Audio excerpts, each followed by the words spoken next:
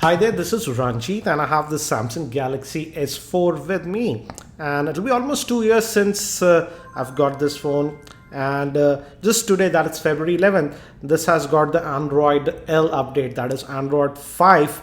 And if you see, the UI looks very familiar, but it is Android L. Let me actually show you. First, let's open up the gallery, and it was a 990 megabyte update. As you can see, almost 1 gig in size, and it says that you got to have about 3 gigs of space available to update this device. And things have been changed a little bit. If you go to the drop down menu, as you can see, now it looks a little bit different. The color palette actually looks a little bit different, I would say. And again, let's go to the settings now, and here Samsung has changed the layout quite a bit. And let's just go back. If you go to the connections, and as you can see, the toggles actually look pretty different now. So it's sort of a cosmetic touch, I would say. And if you go towards the top, you get this animation. Again, it also happens if you go towards the bottom. And this is for the My Device. And I feel it looks a lot cleaner in my opinion. And it's a flatter UI. And this is for the accounts. And this by default for other settings. Let's go to about the device. And as you can see, it's running on the Android version 5.0.1. which is Lollipop. So we are getting that one on this device, and the update took about 15 minutes to apply the update. And I would say you got to be a little bit patient after applying the update. The phone was a little bit sluggish for about 30 odd minutes, and I would say let it allow to do other updates. A lot of Google apps got updated after that. If you would have thought that the UI would have changed, again, it is very similar to TouchWiz. That hasn't changed. This is your app tray, as you can see. And you do have this gesture still, using which you can change your wallpapers, add home screens, etc. This is the menu button. They haven't changed it. The multitasking button is at the home. If you hold it for a while, you get to this new multitasking layout. But notice closely, there is a little bit of lag here. The animations are not the smoothest, I would say. So there is a little bit of lag that I have noticed. Dialer also has been changed, and this is the new dialer layout, which again I feel is pretty clean.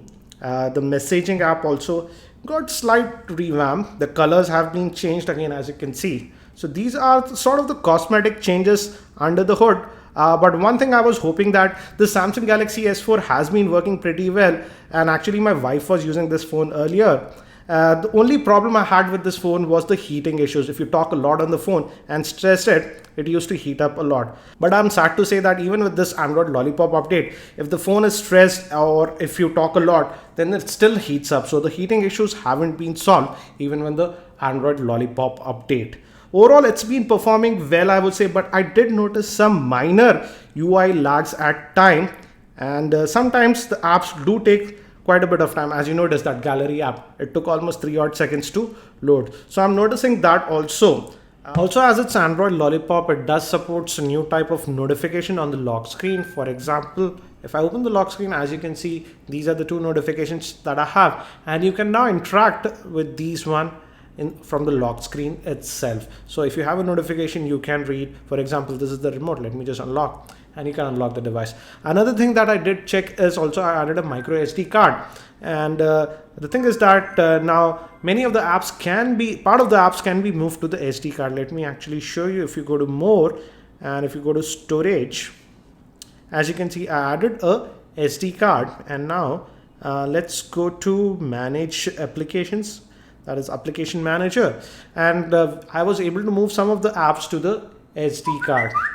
For example, as you can see, if I open this Angry Birds, part of the app I was able to move to the SD card. Out of that 127 megabytes, 65 MB was movable to the SD card.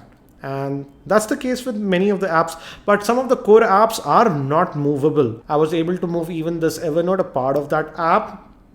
And as you can see, I also moved to this game which I just installed, that is Temple Run 2. And as you can see, out of that 92 megabytes, 31 is in the internal storage, and about 61 megabytes is on the SD card. So you can move some of the apps now directly to the SD card. And as you can see, this is the SD card tab.